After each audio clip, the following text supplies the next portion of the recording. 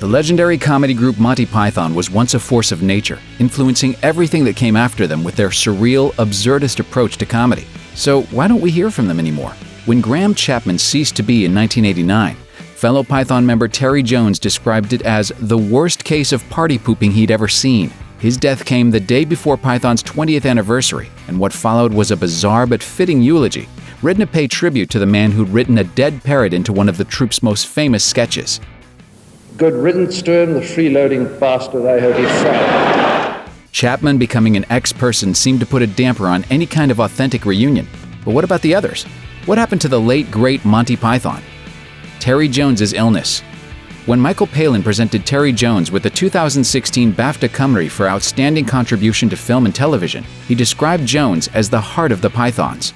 His force of character and tireless workaholism kept us all up to the mark. Just before the awards ceremony, it was announced that he wouldn't be giving any interviews. He'd been diagnosed with primary progressive aphasia, a type of dementia that impacted his ability to communicate. At the time of the awards ceremony, Jones's son Bill spoke for him. And in February 2017, he made another appearance at the Royal Hospital Chelsea at an afternoon tea organized to help dementia and cancer patients. At the event, it was announced he could no longer write. In the years leading up to his diagnosis, Jones had still been busy with non-Python projects, including working on a series of kids' books that he started publishing in 1981. In 2011, he released Evil Machines, a collection of stories based on the idea that machines are actually out to get us. What's that for? That's the machine that goes bing! In 2016, it was announced that the Truthful Phone was going to get the movie treatment. So while Jones may be down, he's definitely not out. Michael Palin's travel shows. Outside of Python, Michael Palin has been consistently busy with projects as well. His ongoing series of travel shows started in 1980. Even though he's not doing as many lately, there may not really be anywhere else left on the planet for him to visit anyway. The Amazon? Check. The Himalayas? Check. He's basically reenacting the entirety of Nintendo's DuckTales. He's also been writing books and spotting trains, but when it comes to non-Python projects he's most proud of, that would be the Michael Palin Center for Stammering Children, which came about after his appearance as Ken in A Fish Called Wanda. Plenty of time. His stammering in that film was based on his father, who suffered from a pronounced stutter, so Palin was happy to lend his name to the therapeutic center. What's still on Palin's list of things to do? The actor explained. Oh, quite ordinary things, observing the world, learning about trains, discovering new music. I just want to do what I can do and be judged on that. All of this comes back to what Ernest Hemingway said. Don't talk about writing, just write. And sometimes I tend to think, don't talk about living, just live. John Cleese's purism. In 2015, John Cleese took a look back at just why he left Monty Python's Flying Circus after 3 seasons, and with uncharacteristic seriousness, said it was largely because he was still a purist, while, for the others, it was all about having fun. He told CBS, I was genuinely bothered that by the 3rd series we weren't really doing original material. That didn't keep him from feeling guilty about leaving, but he's also spoken about some pretty tragic behind-the-scenes drama that had developed during the 3rd season, specifically Chapman's alcoholism. Between that, the time commitment, and the lack of originality, he'd had enough. Clearly, it was all a bit too silly to continue. John Cleese in particular feels that political correctness has done some serious damage to the state of comedy, saying that if they took Monty Python's Flying Circus in front of the BBC today, they never would have made it to air. Basically, we haven't seen more Python because, according to Cleese, the world can't handle it. Cleese has also been pretty busy. In 2011, he kicked off his aptly named alimony tour, which was largely done to pay the £600,000 a year he owed his ex-wife. I call it the Alimony Tour Year 3 or Feeding the Beast.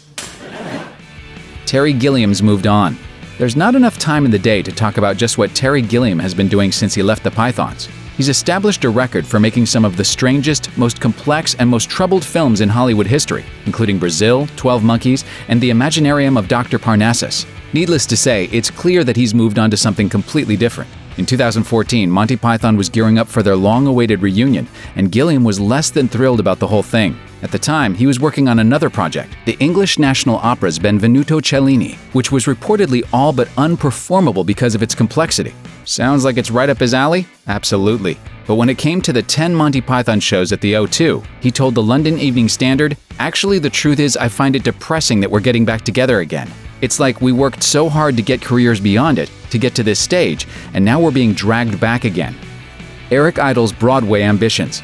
The success of the musical Spamalot proved just how much the world still loves the Pythons. It didn't come without its challenges, though, and when Monty Python broke up, they agreed that anything Python-related was going to be an all-or-nothing deal. If one didn't want something to happen, it wasn't going to happen.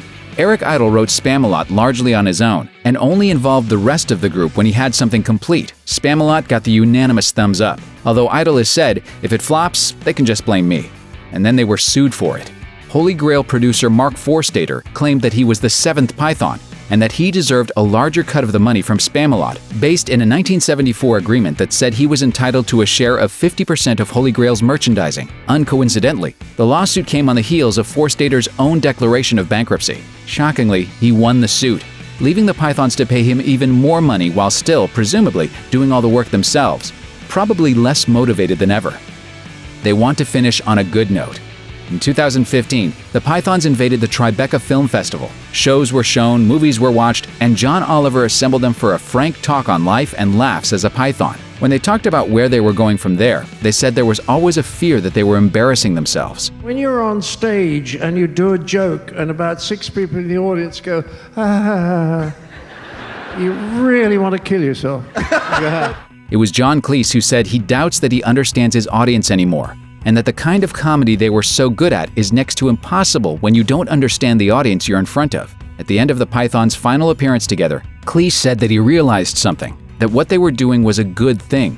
The others agreed, with Eric Idle summing it up best. I think the thing that I really loved most was watching it come to an end, and how it was dignified and touching and moving, and not going on and on. I think that's right. I think it's lovely. I think you want to finish on a good moment, and it was a great moment. How about a happy ending, sir? Chris, thank God you're safe. No, you wouldn't want that, would you? Why wouldn't I want that? That was terrific! Great, yeah! Best fit so fantastic! Yeah, it's really